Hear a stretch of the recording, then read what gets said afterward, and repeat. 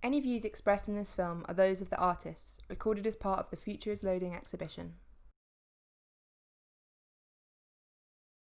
Hi, I'm Rudy Loewe. I'm a visual artist and artist educator. My pronouns are they, them.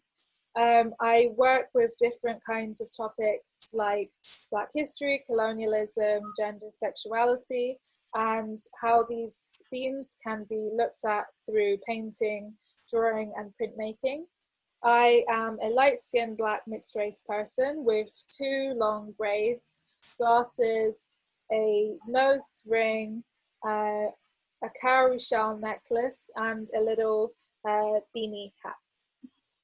Hi, my name's Tobi, pronouns they, them. I'm an interdisciplinary artist. I work mostly with mediums around visual, in terms of like video and sound, in terms of poetry and singing, kind of incorporating harmonies into my work. A lot of my topics and themes revolve around healing, ancestral language, and just coming back to nature. So my description, image description, I am a dark-skinned Black femme with gold hair and a little tuft of a lock growing on the left side of my head. I'm wearing an abalone shell necklace. I have one earring in my right ear and two nose piercings, one in my septum and one in my actual nose, which is a circular ring, a spiral ring. And you have beautiful lipstick. Yes, a beautiful purple lipstick. Thanks, Rudy.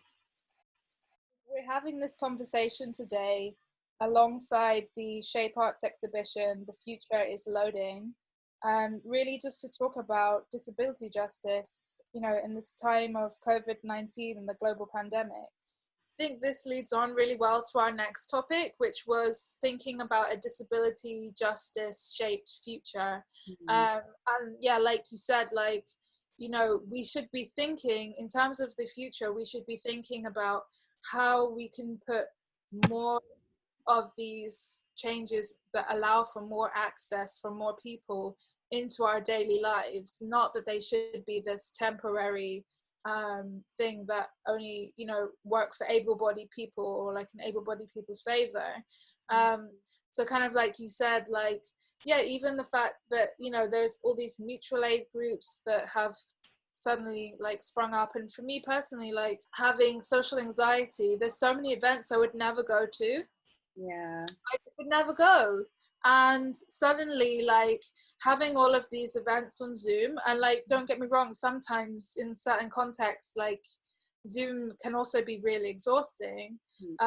But yeah, in certain contexts, like, you know, the Cutie Pock Zoom rave, that being able to be a possibility, like, I would never usually do something like that. So it's incredible actually to see some of those ways that, you know, I would never want to be in a space like that which isn't sober. So, and now suddenly that becomes possible. Yeah, it is very interesting, and it is also like kind of, in a way, there is a bit of a hope for a more accessible future, in that we have snippets, we have examples, we know that this is not impossible. It's not something that takes like a ridiculous change in infrastructure. It's more about like an individual, peer-to-peer, like community-led, like shift in our language, shift in the ways that we're talking about like access. Because like you said, you know, so many people with social anxiety are now able to imagine or even experience what being at a party might look like without having to leave their homes, you know, or like hanging out with their friends who, because most venues aren't accessible, they aren't able to see on a daily basis, or taking classes with other people who are from all around the world, but also share this like really marginalized identity that is also intrinsically kind of linked to their disabilities.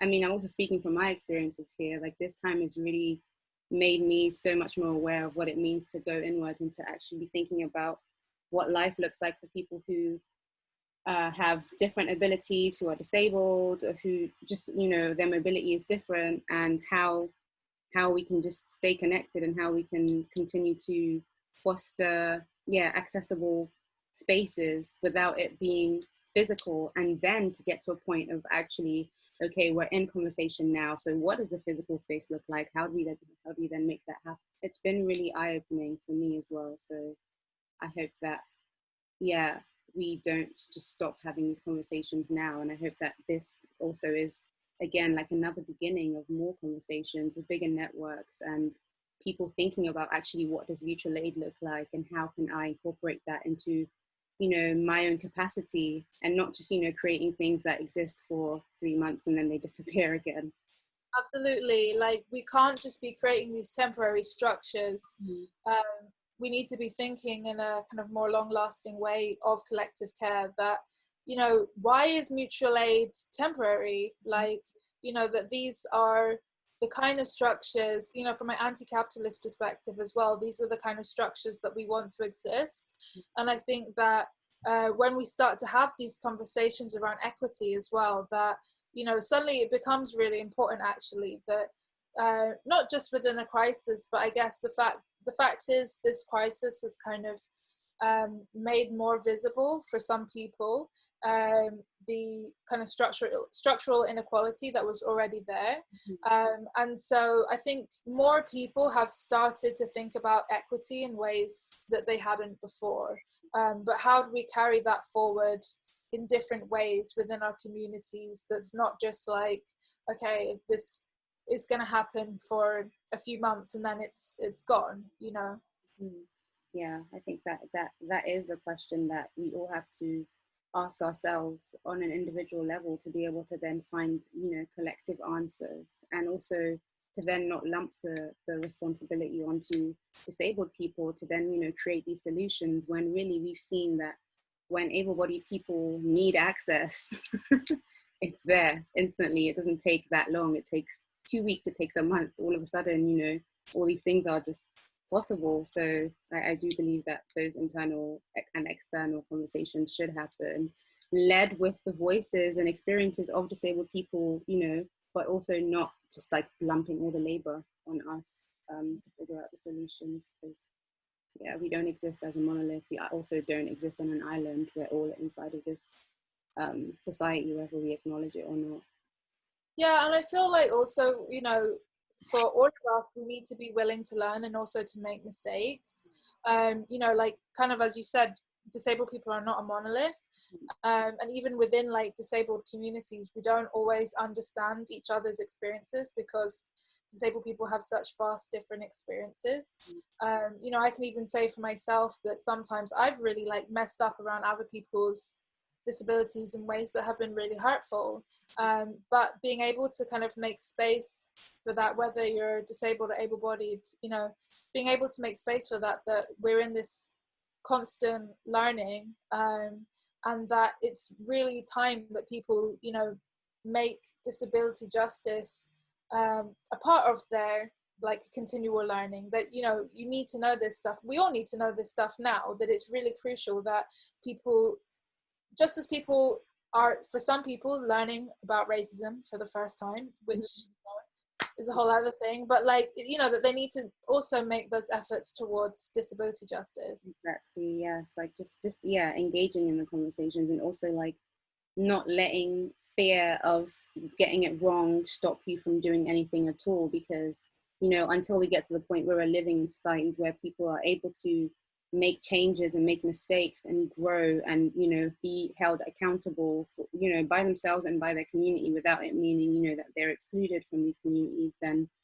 we're just not going to go anywhere. We're just going to get, you know, we're going to be stuck in the same loop of having conversations and trying to figure it out, but then the action is really not led by everyone. It's only like, you know, by a select few, you know, members of our communities and society. And we really need to get away from that. We really need to be not literally holding each other's hands, because we shouldn't be holding hands right now in the pandemic, but literally, yeah, holding each other in a network of communication. That means we're allowing the transformation to happen, and we're thinking about these changes sustainably and on a long-term basis and permanently, and not just for when it's needed by a select few. You can watch more of Tobi and Rudy's conversation and view the Future is Loading exhibition on our website at www.shapearts.org.uk.